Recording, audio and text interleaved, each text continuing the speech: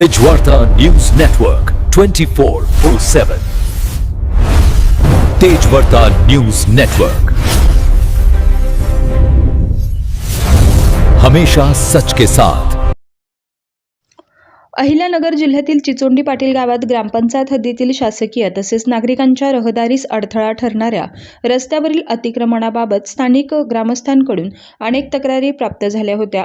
गावाच्या हिताचा विचार करता ग्रामपंचायत प्रशासनाने या प्रकरणाची गंभीर दखल घेतली। या पार्श्वभूमीवर गावचे सरपंच शरद भाऊ पवार यांनी काल रात्रीपासून अतिक्रमणावर थेट धडक कारवाई सुरू केली असून गावातील प्रमुख रस्ते आणि चौक मोकळे करण्यात आले आहेत। नोटिसा बजावलेल्या अतिक्रमणावर कारवाई अटळ। ग्रामपंचायत हद्दीत यापूर्वीच अतिक्रमण धारकांना नोटिसा बजावण्यात आल्या होत्या, मात्र त्यानंतरही काही ठिकाणी अतिक्रमण कायम असल्याने प्रशासनाने आता कठोर भूमिका घेतली आहे। सरपंच शरद भाऊ पवार यांनी स्पष्ट केलंय की ग्रामस्थांच्या सुरक्षित रहदारीस अडथळा ठरणारे कोणतेही अतिक्रमण सहन केले जाणार नाही। नोटीस दिलेले सर्व अतिक्रमण हटवले जाणारच। अनेक ठिकाणी एकाच वेळी धडक कारवाई। गावातील रस्त्यांच्या कडेला असलेले अतिक्रमण, चौकातील अडथळे तसेच सार्वजनिक जागेवरील बेकायदेशीर बांधकामे हटवण्यासाठी ग्रामपंचायत पथकानं अनेक ठिकाणी एकाच वेळी कारवाई केली आहे। या कारवाईमुळे गावातील वाहतूक सुरळीत झाली असून नागरिकांना मोठा दिलासा मिळाला आहे। ग्रामस्थांकडून समाधान व्यक्त। स्थानिक नागरिकांनी ग्रामपंचायत आणि सरपंच यांच्या या निर्णयाचं स्वागत केलंय। अनेक दिवसांपासून अतिक्रमणामुळे रस्ते अरुंद होऊन अपघाताचा धोका वाढला होता। आता कारवाईमुळे गावात शिस्त निर्माण होणार असल्याचं ग्रामस्थांनी सांगितलंय। ग्रामपंचायत प्रशासनाने संकेत दिले आहेत की उर्वरित अतिक्रमणही लवकरच हटवले जाणार। सार्वजनिक जागा मोकळी ठेवण्यासाठी नियमित तपासणी केली जाणार। नियम मोडणाऱ्यांवर दंडात्मक कारवाई होणार। चिचोंडी पाटील गावात सरपंच शरद भाऊ पवार यांच्या नेतृत्वाखाली सुरू झालेली ही धडक कारवाई गावाच्या विकास आणि सुव्यवस्थेसाठी महत्त्वपूर्ण पाऊल ठरत आहे। Tejvarta news network, Chichondi Patil, Ahilyanagar. नमस्कार। चिचोंडी पाटील ग्रामपंचायतने गावातील सर्व अतिक्रमण काढण्याचा ठराव केलेला आहे।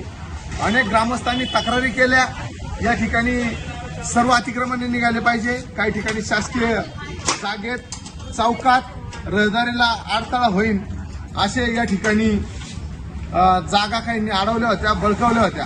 त्या ठिकाणी धडक कारवाई करत जुना सरकारी दवाखाना, संगम चौक, मायावरा चौक, साईनगर आणि सर्वच बस स्टॉप या ठिकाणचे आम्ही सर्व अतिक्रमण काढणार आहोत। या ठिकाणी संगम चौकात खऱ्या अर्थाने अनेक 20-25 वर्षापासून प्रलंबित असणारा वाद आत्तार परिवाराला मी विनंती केली। 4 दिवसापूर्वी व्हॉट्सअपला आणि प्रसिद्ध केलं होतं। अतिक्रमण धारकांनी तडजोड करा, ज्यांना नोटीस आल्यात त्यांनी तडजोड केली। एका मिनिटात त्यांनी सांगितलं एटीएम शेजारचं सरपंच तुम्ही तुमच्या अधिकारात जर असेल तुमचं म्हणजे ग्रामपंचायतचं ग्रामस्थांचं ते काढून घ्या। पण आता नोटीस दिली त्यांनी एका मिनिटात सांगितलं हे माझ्या उपस्थितीत करून असे ग्रामस्थ सुद्धा या ठिकाणी आपल्या गावात आहेत। फक्त समझोता करणं गरजेचं आहे। त्यांनी या ठिकाणी समजत केला। एटीएम मध्ये येतंय, एटीएमला सुद्धा नोटीस काढली आणि त्यांना सांगितलं हे 8 दिवसाच्या आत हलवून घ्यायचं, काढून घ्यायचं। तुम्हाला ग्रामपंचायत किंवा गावातील एखादा ग्रामस्थ जागा देईल। ते एटीएम सुद्धा खूप जुनं झालेलं गळत आहे आणि अचानक बिल्डिंग सार्वजनिक कार्यक्रमाच्या ठिकाणी अडचण येते, वाहतुकीला अडथळा ठरतो किंवा बिल्डिंग सुद्धा खोली सुद्धा पडू शकते। त्याच्यामुळं ते सुद्धा आपण काढून हा चौक सार्वजनिक कार्यक्रमासाठी खुला करतोय, त्याचबरोबर रहदारीसाठी खुला करतोय। सर्व अतिक्रमण धारकांना विनंती आहे, तुमचं अतिक्रमण आम्ही 100% काढणारच आहोत, परंतु तुम्ही आतार परिवारासारखं जर पुढे 2 हात आला तर आम्ही सुद्धा तुमच्या हातात हात देऊ आणि निश्चितच समझोत्याने सर्व ग्रामस्थांच्या हितासाठी आपण हा रहदारीसाठी ज्या ज्या ठिकाणी अतिक्रमण होतंय ते काढून घेऊ। याबद्दल सर्व ग्रामस्थ, कर्मचारी, सदस्य, जेसीबीवाले, ट्रॅक्टरवाले यांनी सुद्धा या ठिकाणी मदत केली। रात्री अपरात्री आमच्या हाकेला येतात।